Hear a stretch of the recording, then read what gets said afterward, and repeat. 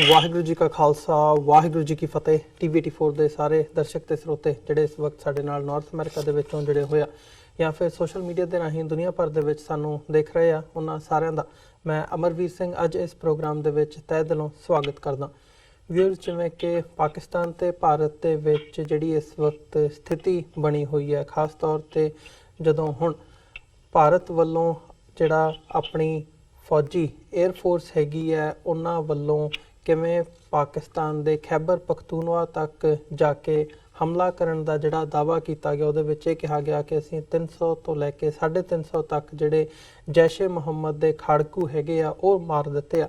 ਉਸ ਤੋਂ ਬਾਅਦ ਪਾਕਿਸਤਾਨ ਨੇ ਜਵਾਬੀ ਕਾਰਵਾਈ ਕਰਦਿਆਂ ਇਹ ਦਾਅਵਾ ਕੀਤਾ ਹੈ ਕਿ ਅਸੀਂ ਜਿਹੜੀ ਇੰਡੀਅਨ ਆਕੂਪਾਈਡ ਕਸ਼ਮੀਰ ਹੈਗਾ ਉਹਦੇ ਵਿੱਚ 6 ਥਾਵਾਂ ਤੇ ਅਸੀਂ ਸਟ੍ਰਾਈਕ ਕੀਤੀ ਹੈ। ਸਾਡੀ ਜਿਹੜੀ 에ਅਰ ਫੋਰਸ ਹੈਗੀ ਹੈ ਉਹਨੇ ਸਟ੍ਰਾਈਕ ਕੀਤੀ ਹੈ। ਹਾਲਾਂਕਿ ਭਾਰਤ ਵੱਲੋਂ ਇਹਦਾ ਖੰਡਨ ਕੀਤਾ ਗਿਆ, ਬਟ ਜਿਹੜੀਆਂ ਬਾਅਦ ਦੀਆਂ ਖਬਰਾਂ ਨੇ ਉਹਦੇ ਵਿੱਚ ਇਹ ਗੱਲ ਸਾਹਮਣੇ ਆਈ ਹੈ ਕਿ 2 에ਅਰ ਫੋਰਸ ਦੇ ਜਿਹੜੇ ਭਾਰਤੀ 에ਅਰ ਫੋਰਸ ਦੇ ਜਹਾਜ਼ ਸੀ ਉਹਨਾਂ ਨੇ ਪਾਕਿਸਤਾਨੀ ਜਹਾਜ਼ਾਂ ਦਾ ਪਿੱਛਾ ਕੀਤਾ ਤੇ ਜਦੋਂ ਪਾਕਿਸਤਾਨੀ 에ਅਰ ਦੇ ਵਿੱਚ ਪਾਕਿਸਤਾਨੀ ਹਵਾ ਦੇ ਵਿੱਚ ਦਾਖਲ ਹੋਏ ਆ ਪਾਕਿਸਤਾਨ ਦੇ ਵਿੱਚ, ਤੇ ਉਹਨਾਂ ਵੱਲੋਂ ਜਿਹੜਾ ਉਹਨਾਂ ਨੂੰ ਸ਼ੂਟ ਡਾਊਨ ਕੀਤਾ ਗਿਆ ਤੇ ਇੱਕ ਜਿਹੜਾ ਜਹਾਜ਼ ਸੀ ਉਹ ਇੱਧਰਲੇ ਪਾਸੇ ਡਿੱਗਿਆ ਤੇ ਜਿਹੜਾ ਦੂਜਾ ਜਹਾਜ਼ ਸੀ ਉਹ ਇੰਡੀਅਨ ਆਕੂਪਾਈਡ ਕਸ਼ਮੀਰ ਦੇ ਵਿੱਚ ਡਿੱਗਿਆ। ਸੋ ਜਿਹੜਾ ਆਜ਼ਾਦ ਕਸ਼ਮੀਰ ਦੇ ਵਿੱਚ ਜਹਾਜ਼ ਡਿੱਗਿਆ ਉਹਦੇ ਵਿੱਚੋਂ ਇੱਕ ਜਿਹੜੇ ਇੰਡੀਅਨ 에ਅਰ ਫੋਰਸ ਦੇ ਪਾਇਲਟ ਸੀ ਉਹਨਾਂ ਨੂੰ ਗ੍ਰਿਫਤਾਰ ਵੀ ਕਰ ਲਿਆ ਗਿਆ ਪਾਕਿਸਤਾਨੀ ਫੌਜ ਵੱਲੋਂ। ਇਹ ਗੱਲ ਹੁਣ ਇੱਕ ਨੋਨ ਫੈਕਟ ਹੈ ਤੇ ਇਹਦੇ ਤੇ ਭਾਰਤ ਨੇ ਜਿੱਥੇ ਪ੍ਰੋਟੈਸਟ ਵੀ ਕੀਤਾ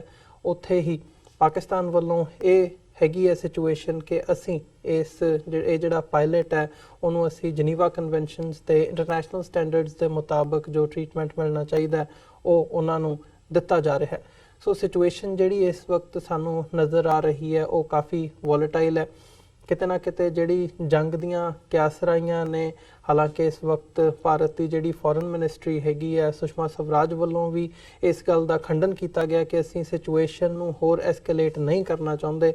ਉਹਨਾਂ ਨੇ ਵੀ ਇੱਦਾਂ ਦਾ ਬਿਆਨ ਦਿੱਤਾ ਹੈ। ਇੱਧਰੋਂ ਇਮਰਾਨ ਖਾਨ ਸਾਹਿਬ ਜਿਹੜੇ ਪਾਕਿਸਤਾਨ ਦੇ ਪ੍ਰਧਾਨ ਮੰਤਰੀ ਨੇ, ਉਹਨਾਂ ਦਾ ਵੀ ਇਹੀ ਬਿਆਨ ਆਇਆ ਕਿ ਅਸੀਂ ਜਵਾਬ ਜ਼ਰੂਰ ਦਿੱਤਾ, ਬਟ ਸਾਡਾ ਉਹਦਾ ਮਕਸਦ ਇਹੀ ਹੈ, ਅਸੀਂ ਨਾ ਤਾਂ ਸਿਵਿਲੀਅਨ ਕੈਜੁਅਲਿਟੀਜ਼ ਚਾਹੁੰਦੇ ਸੀ ਤੇ ਨਾ ਹੀ ਅਸੀਂ ਕਿਸੇ ਮਿਲਟਰੀ ਦੇ ਬੇਸ ਨੂੰ ਟਾਰਗੇਟ ਕੀਤਾ। ਮਕਸਦ ਸਾਡਾ ਇਹੀ ਸੀ ਵੀ ਅਸੀਂ ਜਵਾਬ ਦੇਣ ਦੇ ਕਾਬਿਲ ਹੈਗੇ ਹਾਂ, ਸਮਰੱਥ ਹੈਗੇ ਹਾਂ ਤੇ ਅਸੀਂ ਵਿਲਫੁਲ ਹਾਂ ਕਿ ਅਸੀਂ ਜਵਾਬ ਦੇ ਸਕਦੇ ਹਾਂ। ਪਰ ਜਿਹੜੀ ਸਥਿਤੀ ਹੈ ਉਹ ਹੋਰ ਨਹੀਂ ਇਦੋਂ ਵਿਗੜਨੀ ਚਾਹੀਦੀ। ਸੋ ਇਹ ਜਿਹੜੇ ਹਾਲਾਤ ਬਣੇ ਹੋਏ ਆ, ਇਹਨਾਂ ਦੀ ਸਮੀਖਿਆ ਕਰਨ ਦੇ ਲਈ ਅੱਜ ਅਸੀਂ UK ਤੋਂ ਡਾਕਟਰ ਇਕਤਦਾਰ ਕਰਾਮਤ ਚੀਮਾ ਜਿਹੜੇ ਕਿ ਸਕਾਲਰ ਨੇ, ਉਹਨਾਂ ਦੀ ਇੰਟਰਨੈਸ਼ਨਲ ਬਾਡੀਜ਼ ਦੇ ਉੱਤੇ ਇੰਟਰਨੈਸ਼ਨਲ ਸਟੱਡੀਜ਼ ਦੇ ਵਿੱਚ ਉਹਨਾਂ ਦੀ ਬਹੁਤ ਪਕੜ ਹੈਗੀ ਆ, ਐਨਾਲਿਸਟ ਨੇ, ਪੋਲੀਟੀਕਲ ਐਨਾਲਿਸਟ, ਉਹਨਾਂ ਦੇ ਨਾਲ ਉਹ ਸਾਡੇ ਨਾਲ ਅੱਜ UK ਤੋਂ ਫੋਨ ਲਾਈਨ ਤੇ ਬਣੇ ਨੇ। ਆਓ ਉਹਨਾਂ ਨਾਲ ਮਿਲ ਕੇ ਅੱਜ ਦੀ ਇਹ ਵਿਚਾਰ ਚਰਚਾ ਦੀ ਸ਼ੁਰੂਆਤ ਕਰਦੇ ਹਾਂ। ਜੀ ਡਾਕਟਰ ਚੀਮਾ, ਤੁਹਾਡਾ ਸਵਾਗਤ ਹੈ। ਵਾਹਿਗੁਰੂ ਜੀ ਕਾ ਖਾਲਸਾ ਵਾਹਿਗੁਰੂ ਜੀ ਕੀ ਫਤਿਹ। ਜੀ ਅਮਰਵੀਰ, ਵਾਹਿਗੁਰੂ ਜੀ ਕਾ ਖਾਲਸਾ ਵਾਹਿਗੁਰੂ ਜੀ ਕੀ ਫਤਿਹ। ਡਾਕਟਰ ਚੀਮਾ, ਮੈਂ ਸ਼ੁਰੂਆਤ ਇੱਥੋਂ ਹੀ ਕਰਨਾ ਚਾਹੂੰਗਾ ਕਿਉਂਕਿ ਅਸੀਂ ਬੀਤੇ ਦਿਨਾਂ ਦੇ ਵਿੱਚ ਵੀ ਅਸੀਂ ਗੱਲ ਕੀਤੀ ਸੀ ਇਸ ਸਾਰੀ ਸਥਿਤੀ ਬਾਰੇ।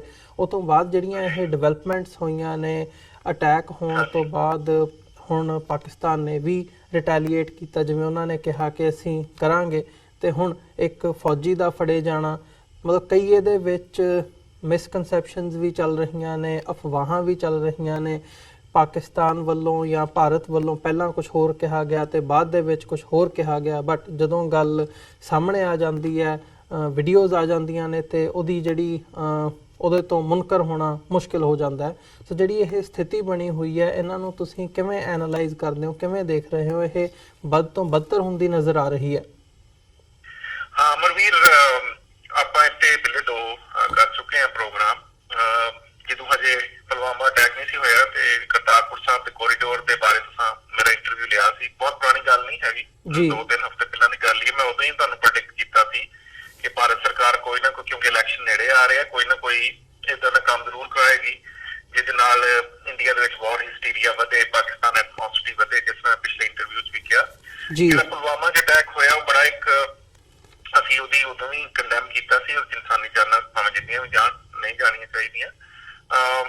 ਉਹਦੇ ਅਗਰ ਇਹ ਮੰਨ ਵੀ ਲਿਆ ਜਾਏ ਕਿ ਵੈਸੇ ਤਾਂ ਮੈਂ ਨਹੀਂ ਮੰਨਦਾ ਕਿ ਉਹਦੇ 'ਚ ਪਾਕਿਸਤਾਨ ਦੀ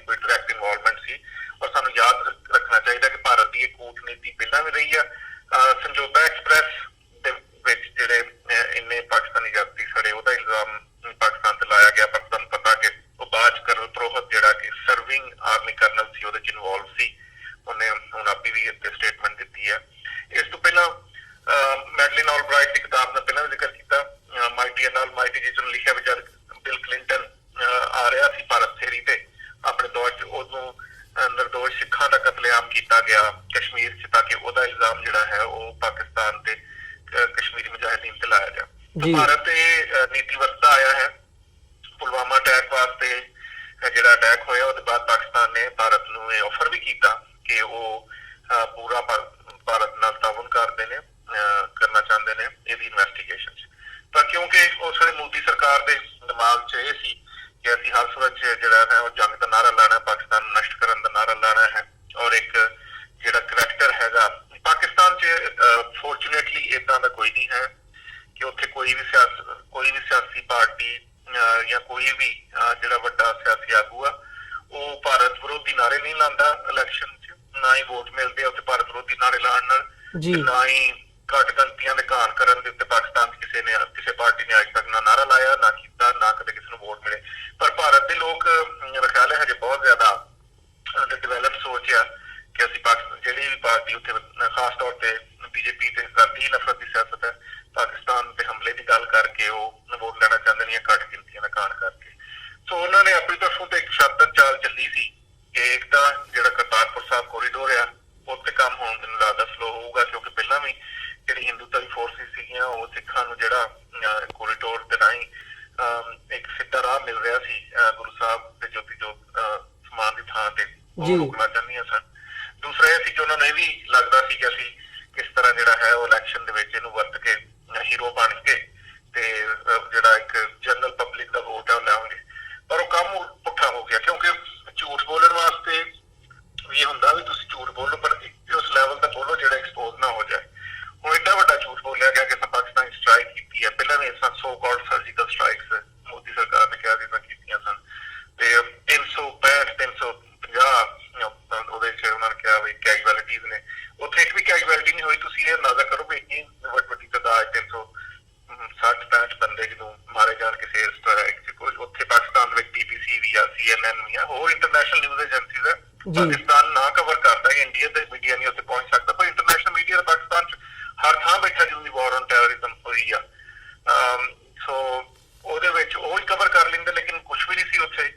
ਸਿਰਫ ਇੱਕ ਭਾਰਤ ਦੀ ਮੋਦੀ ਸਰਕਾਰ ਨੇ ਜਿਹੜਾ ਹੈ ਉਹ ਲੋਕਾਂ ਨੂੰ ਬੇਵਕੂਫ ਬਣਾਉਣ ਦੀ ਕੋਸ਼ਿਸ਼ ਕੀਤੀ। ਉਦੋਂ ਦੇਖਿਆ ਕਿ ਫੌਜੀ ਜਿਹੜੇ ਪੁਲਵਾਮਾ ਦੇ ਵਿੱਚ ਜਾਣ ਕੇ ਉਹਦੀ ਮਾਂ ਨੇ ਬੜਾ ਖੁੱਲ ਕੇ ਕਿਹਾ ਇਹ ਸਭ ਡਰਾਮਾ ਸੀ, ਪਾਕਿਸਤਾਨ ਕੋਈ ਸਟ੍ਰਾਈਕ ਨਹੀਂ ਹੋਈ, ਕਿਸੇ ਬੰਦੇ ਦਾ ਕੋਈ ਨੁਕਸਾਨ ਨਹੀਂ ਹੋਇਆ।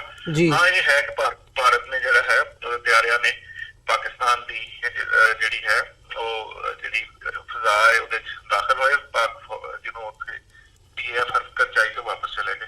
ਪਰ ਜਿਸ ਵੇਲੇ ਮੈਨੂੰ ਇਹ ਲੱਗਦਾ ਵੀ ਭਾਰਤ ਸਰਕਾਰ ਨੇ ਦੇਖਿਆ ਕਿ ਉਹਨਾਂ ਦਾ ਡਰਾਮਾ ਫਲॉप ਹੋ ਗਿਆ ਹੈ, ਕਿਉਂਕਿ ਕੋਈ ਵੀ ਐਵੀਡੈਂਸ ਸੀ। ਮੈਂ ਵੀ ਦੇਖਿਆ ਵੀ ਏਡਾ ਭੋਲੇ ਤਰੀਕੇ ਨਾਲ ਕੁਛ ਭਾਰਤੀ ਮੀਡੀਆ ਤੇ ਔਰ ਕੁਛ ਜਿਹੜੇ ਸੋਸ਼ਲ ਮੀਡੀਆ ਤੇ ਜਿਹੜਾ 2007 ਦੇ ਵਿੱਚ ਪਾਕਿਸਤਾਨ 'ਚ ਜ਼ਲਜ਼ਲਾ ਆਇਆ ਸੀ, ਉਹਦੇ ਨਤੀਜੇ 'ਚ ਬਹੁਤ ਸਾਰੀਆਂ ਬਿਲਡਿੰਗਾਂ ਮੁਜ਼ੱਫਰਾਬਾਦ ਦੇ ਵਿੱਚ ਢਾਹ ਢੇਰੀ ਹੋਈਆਂ ਸਨ, ਕਿਉਂਕਿ ਉਹ ਅਰਥਕੁਏਕ ਦੇ ਨਤੀਜੇ 'ਚ ਇਸ ਇਲਾਕੇ 'ਚ ਜਿਹਦੇ 'ਚ ਇੰਡੀਆ ਸਟ੍ਰਾਈਕ ਦੀ ਗੱਲ ਕਰ ਰਿਹਾ ਉੱਥੇ ਬਹੁਤ ਤਬਾਹੀ ਹੋਈ ਸੀ 2007 ਦੇ ਅਰਥਕੁਏਕ 'ਚ।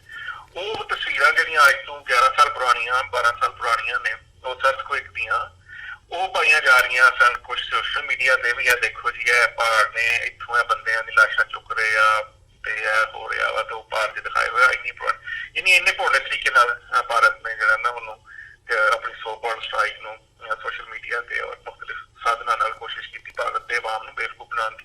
ਉਹ ਮੇਰੇ ਖਿਆਲ ਅਟੈਂਪਟ ਕਿਉਂਕਿ ਨਾਕਾਮ ਹੋਈ। ਹੁਣ ਉਹਨਾਂ ਨੇ ਕੋਸ਼ਿਸ਼ ਇਹ ਕੀਤੀ ਆ ਕਿ ਜਿਹੜੀ ਅਸੀਂ ਪਹਿਲਾਂ ਫੇਕ ਸਟ੍ਰਾਈਕਸ ਦੀ ਗੱਲ ਕੀਤੀ ਸੀ ਉਹ ਤਾਂ ਚੱਲੀ ਨਹੀਂ ਬਹੁਤੀ, ਕਿਉਂਕਿ ਤੁਸੀਂ ਦੇਖਿਆ ਕਿ ਜਿਹੜੀ ਇੰਡੀਆ ਦੀਆਂ ਜਿੰਨੀਆਂ ਪੋਲੀਟੀਕਲ ਪਾਰਟੀਜ਼ ਨੇ ਆਪੋਜੀਸ਼ਨ ਦੀਆਂ, ਉਹਨਾਂ ਨੇ ਮੋਦੀ ਨੂੰ ਬੜਾ ਕਲੀਅਰਲੀ ਕਿਹਾ ਵੀ ਉਹ ਜਿਹੜੇ ਫੌਜੀ ਭਾਰਤ ਦੇ ਮਾਰੇ ਗਏ ਆ ਪਿਛਲੇ ਦਿਨਾਂ ਪੁਲਵਾਮਾ ਅਟੈਕ ਤੇ, ਉਹਨਾਂ ਦੇ ਲਾਸ਼ਾਂ ਤੇ ਸਿਆਸਤ ਨਾ ਕਰੇ। ਉਹਨਾਂ ਨੇ ਹੁਣ ਸੋਚਿਆ ਹੋਊਗਾ ਵੀ ਅਸੀਂ ਇਹ ਡਰਾਮਾ ਫਲॉप ਹੋ ਗਿਆ, ਹੁਣ ਅਸੀਂ ਰੀਅਲ ਸਟ੍ਰਾਈਕਸ ਕਰਨ ਦਾ ਕੋਈ ਸੋਚੀਏ। ਪਰ ਉਹਦੇ ਵਾਸਤੇ ਉਹਨਾਂ ਨੇ ਜਿਹੜਾ ਹੈ ਉਹ ਪਾਕਿਸਤਾਨ ਦੇ ਫੇਰ ਜਿਹੜਾ ਹੈ ਉਹ ਜਿਹੜੀ 에ਅਰ ਸਪੇਸ ਨੂੰ ਕ੍ਰਾਸ ਕਰਨ ਦੀ ਕੋਸ਼ਿਸ਼ ਕੀਤੀ, ਪਰ ਉਹਦੇ ਨਤੀਜੇ 'ਚ ਉਹਨਾਂ ਨੂੰ ਮੂੰਹ ਦਿਖਾਣੀ ਪਈ ਔਰ ਉਹਨਾਂ ਦੇ 2 ਜਿਹੜੇ ਜੈਟਸ ਨੇ ਉਹ ਤਬਾਹ ਹੋਏ ਨੇ। ਇੱਕ ਇੰਡੀਅਨ ਆਕੂਪਾਈਡ ਕਸ਼ਮੀਰ 'ਚ ਡਿੱਗਾ ਹੈ, ਇੱਕ ਪਾਕਿਸਤਾਨੀ ਐਡਮਿਨਿਸਟਰਡ ਕਸ਼ਮੀਰ 'ਚ ਡਿੱਗਾ ਹੈ ਪਾਇਲਟ ਵੀ। ਹੁਣ ਪਾਕਿਸਤਾਨ ਨੇ ਤਾਂ ਦੇਖੋ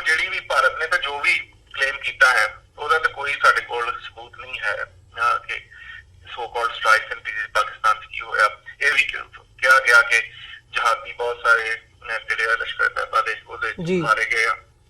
ਪਰ ਕੋਈ ਵੀ ਬੰਦਾ ਜਿਹੜਾ ਥੋੜੀ ਜਿਹੀ ਸੋਚ ਰੱਖਦਾ ਹੋਵੇ ਉਹਨੂੰ ਸਮਝ ਹੋਣੀ ਚਾਹੀਦੀ ਆ ਵੀ ਜਦ ਦੋ ਮੁਲਕਾਂ ਦੇ ਦਰਮਿਆਨ ਇੰਨੇ ਸੰਬੰਧ ਖਰਾਬ ਹੋਏ, ਜਦ ਭਾਰਤ ਕਹੇ ਕਿ ਅਸਾਂ ਸਟ੍ਰਾਈਕ ਕਰਨਾ ਜਹਾਦੀਆਂ ਨੂੰ, ਤੇ ਉਹ ਜਹਾਦੀ ਜਿਹੜੇ ਆ ਉਹ ਭਾਰਤ ਦੇ ਪਾਕਿਸਤਾਨ ਦੇ ਬਾਰਡਰ ਤੇ ਬੈਠੇ ਹੋਣਗੇ ਕਿ ਕਿਸ ਵੇਲੇ ਇੰਡੀਆ ਦਾ ਪਿਆਰਾ ਆਏ ਸਾਨੂੰ ਆ ਕੇ ਮਾਰੇ। ਯਾਨੀ ਕਾਮਨ ਸੈਂਸ ਹੈ ਨਾ ਕਿ ਜੇ ਜਹਾਦਿਸਟ ਸੋ ਕਾਲਡ ਅਵਲ ਤਾਂ ਹੈ ਨਹੀਂ ਉੱਥੇ, ਜੇ ਹੋਣ ਵੀ ਤਾਂ ਉਹ ਬਿਲਕੁਲ ਇੰਡੀਆ ਨਾਲ ਲੱਗਦੇ ਬਾਰਡਰ ਤੇ ਬੈਠੇ ਹੋਣਗੇ। ਉਹ ਬਾਰਡਰ ਜਿਹੜਾ ਹਰ ਵੇਲੇ ਇੰਡੀਆ ਦੀਆਂ ਤੋਪਾਂ ਦੀ ਜ਼ਦ ਚ ਰਹਿੰਦਾ, ਜਿੱਥੇ ਹਰ ਵੇਲੇ ਇੰਡੀਅਨ ਬਾਉਂਡਰੀ ਤੋਂ ਫਾਇਰਿੰਗ ਹੁੰਦੀ ਰਹਿੰਦੀ, ਤੇ ਜਿਹੜੇ ਇਲਾਕੇ ਚ ਉਹ ਕਹਿੰਦੇ ਸਟ੍ਰਾਈਕ ਕਰਦੇ ਕੀਤਾ ਅਸਾਂ, ਉਹ ਤਾਂ ਬਿਲਕੁਲ ਇੰਡੀਆ ਦੇ ਬਾਰਡਰ ਤੇ ਹੈ। ਸੋ ਕਾਲਡ ਮਿਲੀਟੈਂਟ ਜਹਾਦਿਸਟ ਜਾਂ ਜੋ ਵੀ ਉਹਨਾਂ ਨੂੰ ਕਹੋ, ਉਹ ਇੰਨੇ ਤਾਂ ਮੁਲਕ ਨਹੀਂ ਹੋਣਗੇ ਕਿ ਬਿਲਕੁਲ ਬਾਰਡਰ ਦੇ ਉੱਤੇ ਬੈਠੇ ਹੋਣ ਵੀ ਉਹਨਾਂ ਨੂੰ ਫਾਟੀ ਕੋਈ ਆ ਕੇ ਪਲੇਨ ਜਾਂ ਕੋਈ ਸਟ੍ਰਾਈਕ ਮਾਰ ਦੇਵੇ। ਸੋ ਉਹ ਸਾਰਾ ਡਰਾਮਾ ਫਲॉप ਹੋਇਆ। ਫਿਰ ਪਾਕਿਸਤਾਨ ਨੇ ਜਿਹੜਾ ਹੈ ਤੁਸੀਂ ਦੇਖਿਆ ਕਿ ਵੀਡੀਓ ਜਾਰੀ ਕੀਤੀ ਹੈ, ਜਿਹੜਾ ਪਾਇਲਟ ਫੜਿਆ ਹੈ, ਔਰ ਇਹ ਰੀਅਲ ਸਟ੍ਰਾਈਕ ਜਿਹੜੀ ਹੈ ਉਹ ਹੁਣ ਹੋਈ ਹੈ, ਜਿਵੇਂ ਪਾਕਿਸਤਾਨ ਨੇ ਜਿਹੜਾ ਹੈ ਉਹ ਬੜਾ ਭਰਪੂਰ ਜਵਾਬ ਦਿੱਤਾ ਹੈ। ਪਰ ਮੈਨੂੰ ਇਸ ਪੂਰੀ ਸਿਚੁਏਸ਼ਨ ਤੇ ਦੁੱਖ ਹੈ ਕਿਉਂਕਿ ਪਾਕਿਸਤਾਨ ਦਾ ਆਮ ਬੰਦਾ ਹੋਵੇ ਜਾਂ ਭਾਰਤ ਦਾ, ਦੋਵਾਂ ਦੀ ਜ਼ਿੰਦਗੀ ਦੇ ਬੇਸ਼ੁਮਾਰ ਮਸਲੇ ਨੇ। ਹੈਲਥ ਦੇ ਇਸ਼ੂਜ਼ ਨੇ, ਫੂਡ ਸਿਕਿਉਰਿਟੀ ਦਾ ਇਸ਼ੂ ਆ, ਪਾਣੀ ਦਾ ਮਸਲਾ, ਸੋ ਬੇਸ਼ੁਮਾਰ ਆਮ ਬੰਦੇ ਦੇ ਮਸਲੇ ਨੇ ਜਿਹੜੇ ਇਹੋ ਜਿਹੇ ਹਾਲਾਤ ਪੈਦਾ ਹੋ ਜਾਣ ਤੇ ਉਹ ਜਿਹੜੇ ਨੇ ਲੋਕਾਂ ਲਈ ਪਾਕਿਸਤਾਨ ਭਾਰਤ ਦੋਵਾਂ ਚ ਗਰੀਬ ਬੰਦੇ ਦੀ ਜ਼ਿੰਦਗੀ ਹੋਰ ਖਰਾਬ ਹੁੰਦੀ ਹੈ। ਸੋ ਸਾਨੂੰ ਇਹਦੇ ਵਿੱਚ ਕੋਈ ਖੁਸ਼ੀ ਨਹੀਂ। ਈਵਨ ਜਿਹੜੇ ਹਾਲਾਤ ਬਣ ਰਹੇ ਨੇ ਪਾਕਿਸਤਾਨ ਚ ਵੀ ਕੁਛ ਅਜਿਹੇ ਜਮਾਤ ਇਸਲਾਮੀ ਵਰਗੇ ਹੈਗੇ ਨੇ ਗਰੁੱਪ ਜਿਨ੍ਹਾਂ ਨੂੰ ਕਦੇ ਵੀ ਜਿਹੜੇ ਭਾਰਤ ਵਿਰੋਧੀ ਨਾਅਰੇ ਲਾਉਂਦੇ, ਪਰ ਪਾਕਿਸਤਾਨ ਦੀ ਆਵਾਮ ਘੱਟ ਤੋਂ ਘੱਟ ਭਾਰਤ ਦੀ ਆਵਾਮ ਬਹੁਤ ਸਿਆਣੀ, ਉਹਨਾਂ ਨੇ ਕਦੇ ਵੀ ਜਮਾਤ ਇਸਲਾਮੀ ਨੂੰ ਔਰ ਇਸ ਤਰ੍ਹਾਂ ਦੀਆਂ ਜਮਾਤਾਂ ਨੂੰ ਜਿਹੜੀ ਲੋਕਾਂ ਨੂੰ ਨਸ਼ਟ ਕਰਨ ਦੀਆਂ ਗੱਲਾਂ ਕਰਦੀ ਨੇ ਉਹਨਾਂ ਨੂੰ ਇਲੈਕਟ ਕਰਕੇ ਨਾ ਅਸੈਂਬਲੀ ਚ ਕੱਲਿਆ ਨਾ ਉਹਨਾਂ ਦੀ ਸਰਕਾਰ ਬਣਨ ਦਿੱਤੀ ਜੀ। ਸੋ ਮੈਂ ਦੋਵਾਂ ਪਾਸਿਆਂ ਨੂੰ ਜਿਹੜੇ ਵੀ ਆਮ ਲੋਕ ਸੁਣਦੇ ਨੇ ਪਾਕਿਸਤਾਨ ਜਾਂ ਭਾਰਤ, ਇਹੀ ਕਹਾਂਗਾ ਕਿ ਜੰਗੀ ਜਨੂੰਨ ਨੂੰ ਜਿੰਨਾ ਘੱਟ ਰੱਖਿਆ ਜਾਏ ਉਨਾ ਹੀ ਚੰਗਾ ਹੈ, ਕਿਉਂਕਿ ਉਹਦੇ ਨਤੀਜੇ ਚ ਕੋਈ ਹਾਸਲ ਨਹੀਂ ਹੁੰਦੀ ਕੋਈ ਚੀਜ਼। ਜਿਸ ਤਰ੍ਹਾਂ ਪਾਕਿਸਤਾਨ ਨੇ ਅੱਜ ਫੇਰ ਕਿਹਾ ਹੈ ਕਿ ਅਸੀਂ ਤੁਹਾਡੇ ਨਾਲ ਗੱਲ ਕਰਨ ਨੂੰ ਤਿਆਰ ਹਾਂ। ਪਹਿਲਾਂ ਪਾਕਿਸਤਾਨ ਦਾ ਡੋਜ਼ੀਅਰ ਜਿਹੜਾ ਸੀ ਰਿਜੈਕਟ ਕੀਤਾ ਗਿਆ ਸੀ, ਪਰ ਅੱਜ ਭਾਰਤ ਸਰਕਾਰ ਨੇ ਕਿਹਾ ਹੈ ਕਿ ਪਾਕਿਸਤਾਨ ਨਾਲ ਗੱਲ ਕਰਨ ਨੂੰ ਪੁਲਵਾਮਾ ਅਟੈਕ ਦੇ ਬਾਰੇ ਤਿਆਰ ਹੈ। ਤੁਸੀਂ ਦੇਖੋਗੇ ਇੱਕ ਲੋਕਲਾਈਜ਼ਡ ਇਸ਼ੂ ਨੂੰ, ਠੀਕ ਹੈ, ਇੱਕ ਇਵੈਂਟ ਹੋਇਆ ਪਾਕਿਸਤਾਨ ਚ, ਇਸ ਤਰ੍ਹਾਂ ਦੇ ਇਵੈਂਟ ਪਿਛਲੇ 10 ਸਾਲ ਚ ਹਰ ਦੂਸਰੇ ਦਿਨ ਹੁੰਦੇ ਸਨ, ਔਰ ਪਾਕਿਸਤਾਨ ਲੋਕਾਂ ਨੂੰ ਇਹ ਵੀ ਪਤਾ ਸੀ ਕਿ ਉਹ ਸਾਰੇ ਰॉ ਸਪਾਂਸਰ ਟੈਰਰਿਜ਼ਮ ਸੀ ਜਿਹੜਾ ਪਾਕਿਸਤਾਨ ਸੀ। ਪਾਕਿਸਤਾਨ ਤਾਂ ਕਦੇ ਨਹੀਂ ਕਿਹਾ ਵੀ ਅਸੀਂ ਜੰਗ ਛੇੜ ਦਿਆਂਗੇ ਜਾਂ ਅਸੀਂ, ਇੱਕ ਲੋਕਲਾਈਜ਼ਡ ਐਕਟੀਵਿਟੀ ਸੀ ਪੁਲਵਾਮਾ ਚ, ਉਹਨੂੰ ਭਾਰਤ ਨੇ ਫੈਲਾ ਕੇ ਏਡਾ ਵੱਡਾ ਕਰਨ ਦੀ ਕੋਸ਼ਿਸ਼ ਕੀਤੀ ਔਰ ਦੁਨੀਆ ਚ ਵੀ ਇੱਕ ਢੋਲ ਵਜਾਉਣ ਦੀ ਕੋਸ਼ਿਸ਼ ਕੀਤੀ ਕਿ ਪਾਕਿਸਤਾਨ ਟੈਰਰਿਜ਼ਮ ਕਰ ਰਿਹਾ। ਤਾਂ ਮੇਰਾ ਖਿਆਲ ਹੈ ਕਿ ਜਿਹੜੀ ਭਾਰਤੀ ਸਰਕਾਰ ਹੈ ਉਹ ਸਾਊਥ ਏਸ਼ੀਆ ਦੇ ਬਦਲੇ ਹੋਏ ਹਾਲਾਤ ਨੂੰ ਸਮਝ ਨਹੀਂ ਪਾ ਰਹੀ। ਉਹ ਸਮਝਦੇ ਆ ਕਿ ਪਾਕਿਸਤਾਨ ਚ ਉਸ ਤਰ੍ਹਾਂ ਦੇ ਪਹਿਲਾਂ ਇੱਕ ਪ੍ਰਾਈਮ ਮਿਨਿਸਟਰ ਸੀ ਜਿਹੜਾ ਮੋਦੀ ਨੂੰ ਪਾਲਕ ਪਨੀਰ ਖਵਾਉਂਦਾ ਸੀ ਬਗੈਰ ਵੀਜ਼ੇ ਦੇ, ਆਪਣੇ ਘਰ ਸੱਦ ਲੈਂਦਾ ਸੀ, ਉਹਦੀ ਮਾਂ ਨੂੰ ਸਾਰੀਆਂ ਦਿੰਦਾ ਸੀ। ਉਹ ਸਰਕਾਰ ਚਲੀ ਗਈ ਹੈ, ਔਰ ਉਹ ਸਰਕਾਰ ਜਿਹੜੀ ਉਹਨਾਂ ਨੂੰ ਪੁੱਛੜ ਚੁੱਕ ਕੇ ਬੈਠੀ ਸੀ ਮੋਦੀ ਨੂੰ, ਉਹ ਹੁਣ ਸਰਕਾਰ ਨਹੀਂ ਹੈਗੀ ਪਾਕਿਸਤਾਨ ਚ, ਡਿਫਰੈਂਟ ਸਰਕਾਰ ਹੈ। ਔਰ ਉਹਨੇ ਪਾਕਿਸਤਾਨ ਦਾ ਜਿਹੜਾ ਇਮੇਜ ਹੈ ਇੰਟਰਨੈਸ਼ਨਲ ਕਮਿਊਨਿਟੀ ਚ ਬਹੁਤ ਵਧੀਆ ਕੀਤਾ ਹੈ। ਔਰ ਇਹ ਜਿਹੜਾ ਸੋ ਕਾਲਡ ਪ੍ਰੋਪੇਗੈਂਡਾ ਹੈ ਪਾਕਿਸਤਾਨ ਨੂੰ, ਜਿਹੜੀ 10 ਸਾਲ India so called terrorist state ਕਰਕੇ ਆਈਸੋਲੇਟ ਕਰਨਾ ਚਾਹੁੰਦਾ ਸੀ, ਉਹ ਨਾਕਾਮ ਹੋ ਗਿਆ। ਪਾਕਿਸਤਾਨ ਚ ਹਿਊਜ ਇਨਵੈਸਟਮੈਂਟ ਹੋ ਰਹੀ ਆ, ਚਾਈਨਾ ਦੀ ਹੈ, ਫਿਰ middle eastern countries including Saudi Arabia, UAE, Pakistan ਬਹੁਤ ਭਾਰੀ ਇਨਵੈਸਟਮੈਂਟ ਕਰ ਰਹੇ ਨੇ। ਸੋ ਪਾਕਿਸਤਾਨ ਇੱਕ ਪ੍ਰੋਸਪੈਰਿਟੀ ਦੇ ਰਾਹ ਤੇ ਪੈ ਰਿਹਾ ਹੈ ਜਿਹੜਾ ਭਾਰਤ ਨੂੰ ਜਿਹੜਾ ਹੈ ਉਹ ਹਜ਼ਮ ਨਹੀਂ ਹੋ ਰਿਹਾ, ਔਰ ਇਸ ਤਰ੍ਹਾਂ ਦੀਆਂ ਸ਼ਰਾਰਤਾਂ ਜਿਹੜੀਆਂ ਨੇ ਉਹ ਕਰਨਾ ਚਾਹ ਰਹੇ ਨੇ ਜੀ। ਭਾਰਤ ਦਾ ਜਿਹੜਾ ਇੰਟਰਨਲ ਪੋਲਿਟਿਕਸ ਹੈ ਉਹ ਵੀ ਇੱਕ ਬਹੁਤ ਵੱਡਾ ਕਾਰਨ ਹੈ ਕਿ ਮੋਦੀ ਕੋਲ ਤੁਸੀਂ ਵੇਖਿਆ ਕਿ ਜਿਹੜੇ ਸਟੇਟ ਇਲੈਕਸ਼ਨ ਹੋਏ ਨੇ ਪਿੱਛੇ ਚ BJP ਨੇ ਪੂਰੀ ਤਰ੍ਹਾਂ ਮਾਰ ਖਾਧੀ ਹੈ, ਹਾਰ ਗਈ ਹੈ। ਹੁਣ ਹੋਰ ਕੋਈ ਵਿਸ਼ਾ ਹੈ ਨਹੀਂ ਲੋਕਾਂ ਕੋਲ ਲੈ ਕੇ ਜਾਣ ਦਾ। ਪਰ ਇਹੀ ਗਲਤੀ ਇੰਦਰਾ ਗਾਂਧੀ ਨੇ ਵੀ ਕੀਤੀ ਸੀ। ਦਰਬਾਰ ਸਾਹਿਬ ਤੇ ਜਿਹੜਾ ਹਮਲਾ ਹੋਇਆ 84 ਚ, ਉਹਦਾ ਕਾਰਨ ਇੱਕ ਇਹ ਵੀ ਸੀ ਕਿ ਇੰਦਰਾ ਗਾਂਧੀ ਨੂੰ ਪਤਾ ਸੀ ਜੇ ਮੈਂ ਸਿੱਖਾਂ ਨੂੰ ਘੱਟ ਗਿਣਤੀ ਨੂੰ ਢਾਹ ਢੇਰੀ ਨਹੀਂ ਕਰਦੀ, ਦਰਬਾਰ ਸਾਹਿਬ ਤੇ ਹਮਲਾ ਨਹੀਂ ਕਰਦੀ, ਤਾਂ ਮੈਨੂੰ ਹਿੰਦੂ ਮੈਜੋਰਟੀ ਦਾ ਵੋਟ ਨਹੀਂ ਮਿਲਣਾ। ਔਰ ਦਰਬਾਰ ਸਾਹਿਬ ਤੇ ਹਮਲਾ ਸਿਰਫ ਉਹਨੇ ਹਿੰਦੂ ਤਵੀ ਫੋਰਸਿਸ ਨੂੰ ਖੁਸ਼ ਕਰਕੇ ਵੋਟ ਲੈਣ ਲਈ ਕੀਤਾ। ਪਰ 84 ਤੋਂ ਲੈ ਕੇ ਹੁਣ 2019 ਤੱਕ ਉਹ ਹਮਲਾ ਜਿਹੜਾ ਹੈ ਉਹਦੇ ਅਸਰਾਤ ਅੱਜ ਵੀ ਸਿੱਖ ਕੌਮ ਫੀਲ ਕਰਦੀ ਹੈ। ਸੋ ਮੋਦੀ ਨੂੰ ਆਪਣੇ ਸਵਾਰਥ ਲਈ, ਆਪਣਾ ਰਾਜ ਰਹਿਣ ਲਈ ਭਾਰਤ ਦੇ ਗਰੀਬ ਆਮ ਬੰਦੇ ਨੂੰ ਜੰਗ ਦੇ ਮੂੰਹ ਚ ਨਹੀਂ ਝੋਂਕਣਾ ਚਾਹੀਦਾ।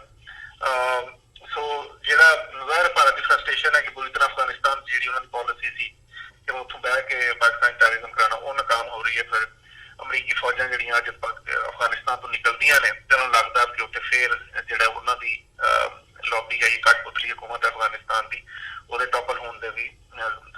ਚਾਂਸਸ ਨੇ। ਸੋ ਇਸ ਵਾਸਤੇ ਉਹਨਾਂ ਨੂੰ ਲੱਗਦਾ ਹੈ ਕਿ ਉਹਨਾਂ ਦੀ ਪੂਰੀ ਪਾਲਿਸੀ ਜਿਹੜੀ ਹੈ ਫੇਲ ਹੋ ਗਈ ਹੈ। ਜੀ ਦੂਸਰਾ ਸ਼ਾਇਦ ਤੁਹਾਡੇ ਜੀ ਡਾਕਟਰ ਚੀਮਾ, ਜਿਹੜੀ ਇਸ ਸਾਰੇ ਜਦੋਂ ਅਸੀਂ ਇਹ ਸਾਰੇ ਘਟਨਾਕ੍ਰਮ ਨੂੰ ਦੇਖ ਰਹੇ ਹਾਂ ਤਾਂ ਇਹਦੇ ਵਿੱਚ ਜਿਹੜਾ ਹੁਕੂਮਤਾਂ ਦਾ ਰਵੱਈਆ ਉਹਨੂੰ ਤੁਸੀਂ ਕਿਵੇਂ ਦੇਖਦੇ ਹੋ? ਇੱਕ ਪਾਸੇ ਜੇ ਪਾਕਿਸਤਾਨ ਦੀ ਗੱਲ ਕਰਨੀ ਹੋਵੇ ਤਾਂ ਇੱਕ ਬੈਲੈਂਸ ਦੀਆਂ ਸਟੇਟਮੈਂਟਸ ਉਧਰਲੇ ਪਾਸਿਓਂ ਨਜ਼ਰ ਆ ਰਹੀਆਂ ਨੇ। ਇਮਰਾਨ ਖਾਨ ਹੋਰਾਂ ਦੀ ਅੱਜ ਦੀ ਜਿਹੜੀ ਸਟੇਟਮੈਂਟ ਹੈਗੀ, ਉਹਨਾਂ ਨੇ ਵੀਡੀਓ ਮੈਸੇਜ ਦੇ ਵਿੱਚ ਸਾਰੀ ਆਪਣੀ ਗੱਲ ਵੀ ਕੀਤੀ ਹੈ, ਰਿਟੈਲੀਏਸ਼ਨ ਦੀ ਗੱਲ ਵੀ ਕੀਤੀ ਹੈ ਤੇ ਅਦਰਵਾਈਜ਼ ਇੱਕ ਗੱਲਬਾਤ ਦਾ ਜਿਹੜਾ ਸੁਨੇਹਾ ਹੈਗਾ ਉਹ ਵੀ ਦਿੱਤਾ ਹੈ ਤੇ ਟੇਬਲ ਤੇ ਬੈਠ ਕੇ ਗੱਲ ਕਰਨ ਦੀ ਲਾਈਨ ਵੀ ਰੱਖੀ ਹੈ। ਹੁਣ ਤੱਕ ਜਦੋਂ ਅਸੀਂ ਭਾਰਤ ਦਾ ਰਵੱਈਆ ਦੇਖਦੇ ਹਾਂ ਤਾਂ ਉਧਰੋਂ ਜ਼ਿਆਦਾਤਰ ਵਾਰਮੋਂਗਰਿੰਗ ਦੀ ਹੀ ਹਜੇ ਤੱਕ ਜਿਹੜਾ ਉਹਨਾਂ ਦਾ ਰਿਸਪੌਂਸ ਸੀ ਉਹ ਦੇਖਣ ਨੂੰ ਮਿਲ ਰਿਹਾ ਸੀ। ਹੁਣ ਜ਼ਰੂਰ ਸੁਸ਼ਮਾ ਸਵਰਾਜ ਦੀ ਚਾਈਨਾ ਦੇ ਨਾਲ ਜਾਂ ਰਸ਼ੀਆ ਦੇ ਨਾਲ ਜਿਹੜੀ ਉਹਨਾਂ ਨੇ ਗੱਲਬਾਤ ਕੀਤੀ ਹੈ ਜਾਂ ਜੋ ਮੀਡੀਆ ਦੇ ਵਿੱਚ ਆ ਰਿਹਾ ਹੈ ਕਿ ਉਹ ਇਸ ਵਾਰ ਲਾਈਕ ਸਿਚੁਏਸ਼ਨ ਨੂੰ ਹੋਰ ਅੱਗੇ ਨਹੀਂ ਵਧਾਉਣਾ ਚਾਹੁੰਦੇ। ਸੋ ਹੁਕੂਮਤਾਂ ਦਾ ਜਿਹੜਾ ਰਵੱਈਆ ਹੈਗਾ ਦੋਨੇ ਪਾਸਿਆਂ ਦਾ ਜੇ ਕੰਪੈਰੀਜ਼ਨ ਕਰਨਾ ਹੋਵੇ ਤਾਂ ਤੁਸੀਂ ਕਿਵੇਂ ਉਹਨੂੰ ਦੇਖਦੇ ਹੋ? ਦੇਖੋ, ਹੁਕੂਮਤਾਂ ਦਾ ਰਵੱਈਆ ਇਸ ਵਾਸਤੇ ਨਹੀਂ ਕਿ ਮੇਰਾ ਜਨਮ ਪਾਕਿਸਤਾਨ 'ਚ ਹੋਇਆ ਹੈ। ਇਸ ਵੇਲੇ ਇੰਡੀਅਨ ਗਵਰਨਮੈਂਟ ਦਾ ਬਹੁਤ ਹੀ ਮੈਚੁਰ ਰਵੱਈਆ ਹੈ, ਇਨ ਦਾ ਸੈਂਸ ਕਿ ਉਹਨਾਂ ਨੇ ਪਹਿਲਾਂ ਤੇ ਇੱਕ ਡਰਾਮਾ ਜਿਹਾ ਬਣਾਉਣ ਦੀ ਕੋਸ਼ਿਸ਼ ਕੀਤੀ, ਉਹ ਫੇਲ ਹੋ ਗਿਆ ਹੈ। ਹੁਣ ਉਹ ਆਪਣੀ ਆਪੋਜੀਸ਼ਨ ਨੂੰ ਨਹੀਂ ਸਾਂਭ ਪਾ ਰਹੇ।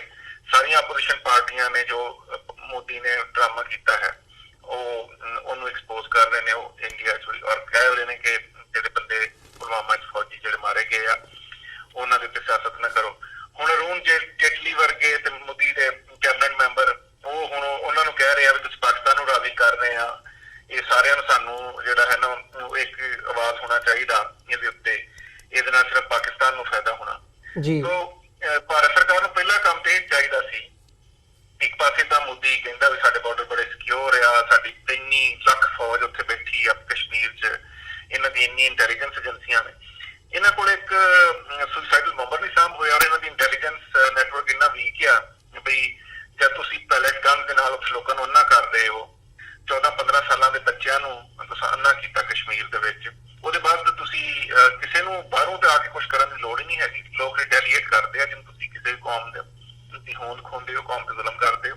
ਔਰ ਇਹਨਾਂ ਨੂੰ ਚਾਹੀਦਾ ਸਭ ਤੋਂ ਪਹਿਲਾਂ ਤਾਂ ਇਹ ਦੇਖਦੇ ਕਿ ਉਹ ਜਿਹੜਾ ਵੀ ਸੁਸਾਈਡਲ ਬੰਬਰ ਸੀ ਉਹ ਕਿਸ ਤਰ੍ਹਾਂ ਮੋਟੀਵੇਟ ਹੋਇਆ ਔਰ ਕਿਸ ਤਰ੍ਹਾਂ ਇਫੈਕਟਿਵਲੀ ਇੱਕ ਪਾਕਿਸਤਾਨੀ ਬੇਸਡ ਆਰਗੇਨਾਈਜੇਸ਼ਨ ਭਾਰਤ ਦੇ ਵਿੱਚ ਆਪਰੇਟ ਕਰ ਰਹੀ ਹੈ। ਸੋ ਜੇ ਤਾਂ ਭਾਰਤ ਹੁਕੂਮਤ ਵਾਕਈ ਹੀ ਇਸ ਮਾਮਲੇ ਸੀਰੀਅਸ ਹੁੰਦੀ ਤਾਂ ਪਹਿਲਾਂ ਤਾਂ ਆਪਣੀ ਇੰਟੈਲੀਜੈਂਸ ਏਜੰਸੀਆਂ ਦੇ ਕੰਨ ਖਿੱਚਦੀ, ਆਪਣੀ ਫੌਜ ਨੂੰ ਪੁੱਛਦੀ ਕਿ ਭਾਈ ਇਹ ਭਾਰਤ ਦੇ ਵਿੱਚ ਇਸ ਤਰ੍ਹਾਂ ਦੀ ਕਾਰਵਾਈ ਕਿਸ ਤਰ੍ਹਾਂ ਹੋ ਗਈ, ਜਾਇਦੇ ਕਿ ਮੂੰਹ ਚੁੱਕ ਕੇ ਪਾਕਿਸਤਾਨ ਨੂੰ ਤੁਰ ਪੈਂਦੀ ਵੀ ਅਸੀਂ ਉੱਥੇ ਸਟ੍ਰਾਈਕਸ ਕਰਾਂਗੇ, ਅਸੀਂ ਇਹ ਕਰ ਦਿਆਂਗੇ, ਅਸੀਂ ਉਹ ਕਰ ਦਿਆਂਗੇ। ਸੋ ਇਹ ਸਿਰਫ ਨਾਰਿਆਂ ਦੀ ਸਿਆਸਤ ਹੈ ਔਰ ਬਹੁਤ ਹੀ ਇਰਰਿਸਪੌਂਸਿਬਲ ਹੈ। ਪਾਕਿਸਤਾਨ ਦਾ ਵੀ ਬਹੁਤ ਬੈਲੈਂਸ ਹੈ। ਪਾਕਿਸਤਾਨ ਦੀ ਸਰਕਾਰ ਵੀ ਜ਼ਾਹਿਰ ਸਮਝਦੀ ਹੈ ਕਿ ਇੱਕ ਇਲੈਕਸ਼ਨ ਸਟੰਟ ਹੈ। ਮੋਦੀ ਤਾਂ ਹੁਣ ਚਾਹੇਗਾ ਕਿ ਆਉਣ ਵਾਲੇ 40-45 ਦਿਨਾਂ 'ਚ ਹਾਲਾਤ ਬੁਰੇ ਤੋਂ ਬੁਰੇ ਹੋ ਜਾਣ ਔਰ ਭਾਰਤ ਦੇ ਲੋਕਾਂ ਨੂੰ ਡਰਾ ਕੇ ਪਾਕਿਸਤਾਨ ਕੋਲੋਂ ਤੇ ਕਿਹਾ ਕਿ ਵੀ ਅਸੀਂ ਜੰਗ ਲੜ ਰਹੇ ਹਾਂ ਔਰ ਇੱਕ ਯੋਧਾ ਬਣ ਕੇ ਭਾਰਤ ਦੀ ਕੌਮ ਦਾ ਸਾਹਮਣੇ ਆਵੇ। ਅਸਲ 'ਚ ਮੈਂ ਇੱਕ ਸਾਈਕੋਲੋਜੀਕਲ ਦੀ ਇਹ ਦੇਖਣਾ ਕਿ ਮੋਦੀ ਜਿਹੜਾ ਨਾ ਕਾਪੀ ਕੈਟ ਹੈ, ਉਹ ਕਿਉਂਕਿ ਉਹਦੀ ਨਾ ਕੋਈ ਓਰੀਜਨਲ ਥਿੰਕਿੰਗ ਹੈ, ਉਹ ਹਮੇਸ਼ਾ ਦੂਸਰੇ ਜਿਹੜੇ ਵਰਲਡ ਲੀਡਰਸ ਉਹਨਾਂ ਨੂੰ ਕਾਪੀ ਕਰਨ ਦੀ ਕੋਸ਼ਿਸ਼ ਕਰਦਾ। ਜਿੱਦਾਂ ਪ੍ਰੈਜ਼ੀਡੈਂਟ ਓਬਾਮਾ ਦੇ ਜ਼ਮਾਨੇ 'ਚ ਇੱਕ ਬੱਚੇ ਨੂੰ ਸਕੂਲ ਦੇ ਵਿੱਚ ਰੇਸ਼ਲ ਡਿਸਕ੍ਰਿਮੀਨੇਸ਼ਨ ਦਾ ਨਿਸ਼ਾਨਾ ਬਣਾਇਆ ਗਿਆ, ਉਹਨੇ ਕੁਝ ਪੇਂਟਿੰਗ ਵਗੈਰਾ ਕੁਝ ਬਣਾਇਆ ਸੀ ਕਿੱਦਾਂ ਦਾ, ਤੇ ਓਬਾਮਾ ਨੇ ਉਹਨੂੰ ਵਾਈਟ ਹਾਊਸ ਸੱਦ ਕੇ ਕਿਹਾ ਕਿ this is the best place for you to exhibit it ਜੀ। ਉਹ ਜਦੋਂ ਗੱਲ ਹੋਈ ਤਾਂ ਉਹਦੇ ਕੁਝ 2 ਦਿਨ ਬਾਅਦ ਉਹ ਇਹਨੇ ਮੋਦੀ ਨੇ ਟਵੀਟ ਕੀਤਾ, ਕਿਸੇ ਨੇ ਕੋਈ ਬੀਫ ਖਾਦਾ ਸੀ, ਉਹਨੂੰ ਕਿਹਾ ਵੀ ਤੂੰ ਬੀਫ ਲੈ ਆ ਇੱਥੇ ਮੇਰੇ prime minister house, this is the best place to consume beef. ਸਿਰਫ ਕਾਪੀ ਕੈਟ ਦੇ ਤੌਰ ਤੇ ਕਿ ਜੇ ਅਮਰੀਕਾ ਦਾ ਰਾਸ਼ਟਰਪਤੀ ਇਹ ਕਰ ਰਿਹਾ ਅਸੀਂ ਵੀ ਉਹਨੂੰ ਕਾਪੀ ਕਰਦੇ ਹਾਂ। ਇਸੇ ਤਰ੍ਹਾਂ ਤੁਹਾਨੂੰ ਪਤਾ ਜਦ ਪ੍ਰੈਜ਼ੀਡੈਂਟ ਓਬਾਮਾ ਦੇ ਇਲੈਕਸ਼ਨ ਦੇ ਨੇੜੇ ਉਸਾਮਾ ਬਿਨ ਲਾਦਨ ਦਾ ਮਾਰਿਆ ਜਾਣਾ ਇੱਕਦਮ ਸਰਪ੍ਰਾਈਜ਼ਿੰਗਲੀ ਔਰ ਵਿਕਟਰੀ ਪ੍ਰਾਪਤ ਕਰਨਾ, ਉਸਾਮਾ ਬਿਨ ਲਾਦਨ ਜਿਹੜਾ ਬੜੀ ਦੇਰ ਦਾ ਪਤਾ ਨਹੀਂ ਕਿੱਥੇ ਹੈ ਸੀ ਕਿੱਥੇ ਨਹੀਂ ਸੀ, ਮਰ ਗਿਆ ਸੀ ਜਿਉਂਦਾ ਸੀ, ਕੋਈ US ਸਿਕਿਉਰਿਟੀ ਵਾਸਤੇ ਥ੍ਰੈਟ ਹੈ ਵੀ ਸੀ ਨਹੀਂ, ਪਰ ਉਹਨੇ ਬਹੁਤ ਪ੍ਰਭਾਵ ਪਾਇਆ on the second election of president Obama. ਪਰ ਮੋਦੀ ਨੂੰ ਸਮਝਣਾ ਚਾਹੀਦਾ ਕਿ ਪ੍ਰੈਜ਼ੀਡੈਂਟ ਓਬਾਮਾ ਸੀ, ਮੋਦੀ ਹੈ। ਸੋ ਹਰ ਸ਼ਹਿਰ ਦੇ ਵਿੱਚ ਕਾਪੀ ਵੀ ਨਹੀਂ ਚੱਲਦੀ ਕਿ ਉਹ ਇਸ ਤਰ੍ਹਾਂ ਦੀਆਂ ਰਿਸਪੌਂਸਿਬਲ ਸਟੇਟਮੈਂਟ ਦੇ ਕੇ ਅਗਰ ਉਹ ਚਾਹੁੰਦਾ ਕਿ ਆਉਣ ਵਾਲੇ 40 ਦਿਨਾਂ ਦੇ ਵਿੱਚ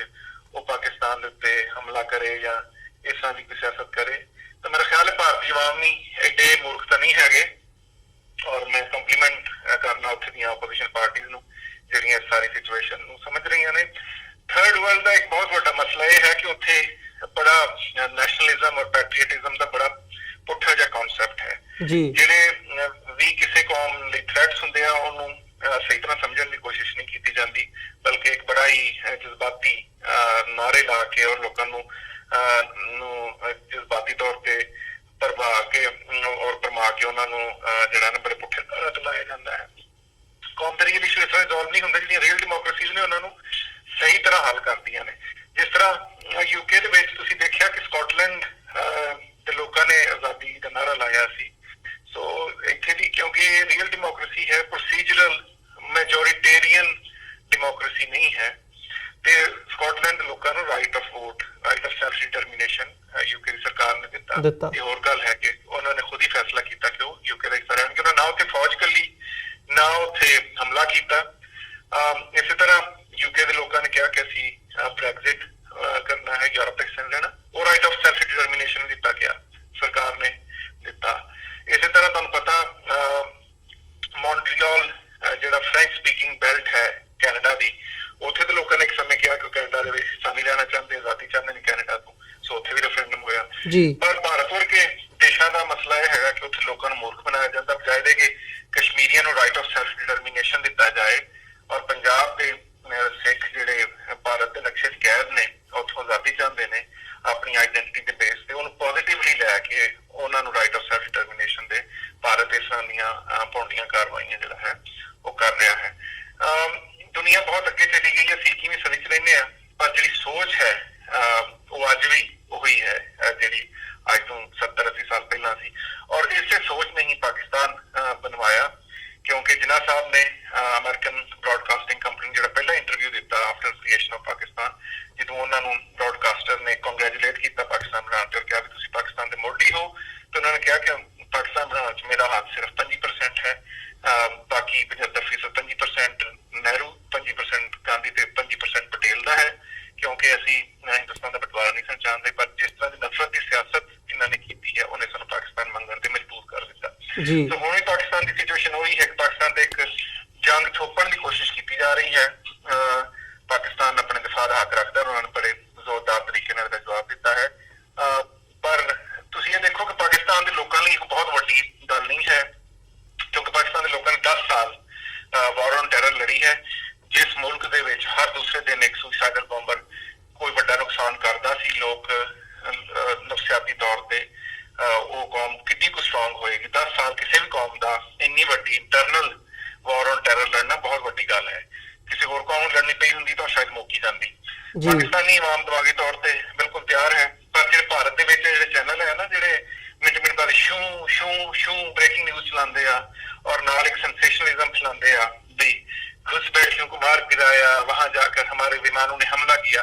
जिधर पाकिस्तान के विमान या पाकिस्तान के कोल जिहड़ी न्यूक्लियर कैपेबिलिटी है वरती गई, रब ना करे वरती जाए तो उहदे नाल नस्सण दी थां नहीं लभणी। इस वास्ते ज्यादा बेहतर यही है कि दोवां पासे मनुखता दे कानून तो बचण लई और आम बंदे दी जिंदगी बेहतर करन लई दोवें मुल्क ਜਿਹੜਾ ਹੈ ਉਹ ਬੈ ਕੇ ਆਰਾਮ ਨਾਲ ਜੀ ਬਿਲਕੁਲ ਡਾਕਟਰ ਜੀ ਮੈਂ ਆਪਣੇ ਪੜੋਸੀਆਂ ਨੂੰ ਵਸਣ ਦੇਣ। ਜੀ ਮੈਂ ਜਾਂਦੇ ਇੱਕ ਇੰਟਰਨੈਸ਼ਨਲ ਹਵਾਲੇ ਨਾਲ ਤੁਹਾਨੂੰ ਜ਼ਰੂਰ ਪੁੱਛਣਾ ਚਾਹੂੰਗਾ ਵੀ ਇੰਟਰਨੈਸ਼ਨਲ ਕਮਿਊਨਿਟੀ ਦਾ ਹਜੇ ਤੱਕ ਇਹਦੇ ਤੇ ਕੋਈ ਠੋਸ ਜਿਹੜਾ ਸਟੈਂਡ ਹੈਗਾ ਉਹ ਨਹੀਂ ਸਾਹਮਣੇ ਆਇਆ। ਥੋੜੀ ਬਹੁਤੀ ਬਿਆਨਬਾਜ਼ੀ ਚਾਈਨਾ ਵੱਲੋਂ, ਰਸ਼ੀਆ ਵੱਲੋਂ ਜਾਂ ਅਦਰਵਾਈਜ਼ ਸਾਨੂੰ ਦੇਖਣ ਨੂੰ ਮਿਲ ਰਹੀ ਹੈ, ਪਰ ਜਿੱਥੇ ਹੁਣ ਪਾਕਿਸਤਾਨ ਵੱਲੋਂ ਇੱਕ ਡੋਜ਼ੀਅਰ ਵੀ ਯੂਨਾਈਟਿਡ ਨੇਸ਼ਨਸ ਦੇ ਵਿੱਚ ਸਰਕੂਲੇਟ ਕੀਤਾ ਗਿਆ ਸਾਰੇ ਜਿਹੜੇ UN ਦੇ ਮੈਂਬਰਸ ਨੇ, ਬਟ ਓਵਰਆਲ ਤੁਹਾਨੂੰ ਨਹੀਂ ਲੱਗਦਾ ਵੀ ਦਿਸ ਇਜ਼ ਦ ਟਾਈਮ ਕਿ ਹੁਣ ਜਿੱਥੇ ਸਿਚੁਏਸ਼ਨ ਐਸਕੇਲੇਟ ਹੋ ਰਹੀ ਹੈ ਜਾਂ ਉਹਦੇ ਚਾਂਸਸ ਨੇ ਦੋਵਾਂ ਪਾਸਿਆਂ ਨੂੰ ਬਿਠਾ ਕੇ ਜਾਂ ਦੋਵੇਂ ਪਾਸੇ ਇਸ ਸਿਚੁਏਸ਼ਨ ਨੂੰ ਡਿਫਿਊਜ਼ ਕਰਨ ਦੇ ਲਈ ਇੰਟਰਨੈਸ਼ਨਲ ਪ੍ਰੈਸ਼ਰ ਜਿਹੜਾ ਹੈ ਉਹ ਬਣਨਾ ਚਾਹੀਦਾ? ਦੇਖੋ ਉਹਦੇ ਜੇ ਹੈ ਕਿ ਯੂਕੇ ਦੀ ਪ੍ਰਾਈਮ ਮਿਨਿਸਟਰ ਨੇ ਅੱਜ ਸਟੇਟਮੈਂਟ ਦਿੱਤੀ ਹੈ ਪਾਰਲੀਮੈਂਟ ਦੇ ਵਿੱਚ ਕਿ ਉਹ ਦੋਵੇਂ ਮੁਲਕਾਂ ਨਾਲ ਰਾਬਤੇ ਹਨ ਔਰ ਉਹਨਾਂ ਨੂੰ ਤਸ਼ਵੀਸ਼ ਹੈ ਵੀ ਦੋਵਾਂ ਮੁਲਕਾਂ ਦੇ ਵਿੱਚ ਜਿਹੜੀ ਹੈ ਕਸ਼ੀਦਗੀ ਵੱਧ ਰਹੀ ਹੈ। ਤੁਹਾਡੇ ਪ੍ਰੈਜ਼ੀਡੈਂਟ ਨੇ ਵੀ, ਪ੍ਰੈਜ਼ੀਡੈਂਟ ਟਰੰਪ ਨੇ ਵੀ ਕਿਹਾ ਪਿਛਲੇ ਦਿਨਾਂ ਕਿ ਦੋਵਾਂ ਮੁਲਕਾਂ ਨੂੰ ਇਹ ਮਸਲਾ ਜਿਹੜਾ ਹੈ ਉਹ ਪੁਰਅਮਨ ਤਰੀਕੇ ਨਾਲ ਹੱਲ ਕਰਨਾ ਚਾਹੀਦਾ। ਇਹ ਹੋਰ ਗੱਲ ਹੈ ਕਿ ਮੈਂ ਸਮਝਦਾ ਕਿ ਪ੍ਰੈਜ਼ੀਡੈਂਟ ਟਰੰਪ ਜਿਹੜੀ ਗੱਲ ਕਹਿੰਦੇ ਆ ਸ਼ਾਇਦ ਉਹਦਾ ਮਤਲਬ ਬਿਲਕੁਲ ਉਲਟੀ ਹੁੰਦਾ। ਸੋ ਇਸ ਵਾਸਤੇ ਫਿਰ ਦੂਸਰਾ ਇਹ ਹੈ ਕਿ